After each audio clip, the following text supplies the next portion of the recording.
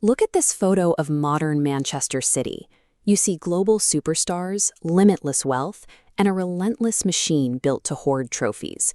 If you had to guess who holds the club's ultimate records for appearances and trophies, you'd likely look for a name from this modern era. But the answer is a man with 0 full international caps. His name is Alan Oakes. Oakes arrived at Main Road in 1958. The club was a struggling, inconsistent side, looking nothing like the behemoths we see today. Usually, the history of a club like City is told through players who finished the attacks.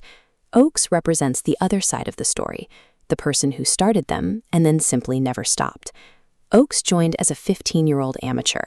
Before he was anchoring the midfield, he cleaned the boots of established legends like Bert Trautmann. In the early 1960s, Manchester City was in freefall. The team plummeted to the bottom of the division, was relegated, and then spent years failing to win promotion back to the top flight. This chart shows the club's league position during those years. A red line tracks the team dropping through the divisions. Now, look at the blue bars. Even as performance collapsed, Oakes was on the pitch for over 40 matches every single season. While managers were sacked and teammates were sold, Oakes remained.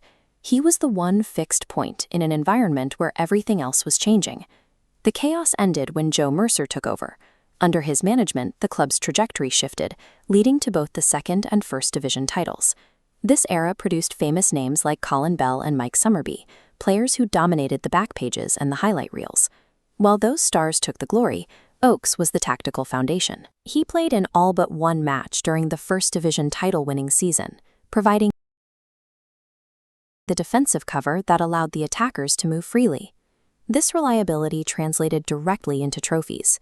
Between 1968 and 1970, the club captured the First Division, the FA Cup, and the European Cup Winners' Cup. Mercer's success was built on a specific balance. While headlines focused on goals, Oakes was there to provide insurance every time an attack failed. Staying in the lineup required immense physical resilience. In the 1970s, that meant surviving 50 matches a year on heavy pitches and through physical tackles. In 1975, the club finally formally recognized his contribution by voting him Player of the Year.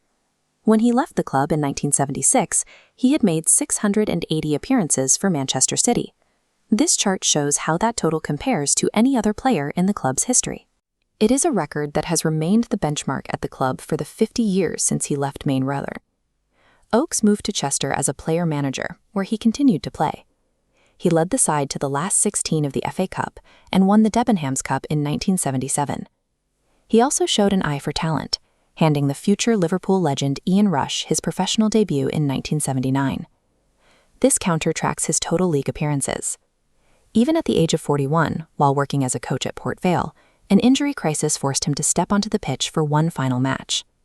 He ended his career with 776 league appearances, the 10th most in the history of the English game.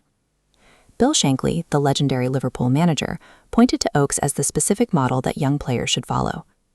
Modern football culture focuses on the players who provide a single moment of magic. Oakes' career offers a different perspective on what it means to be a professional.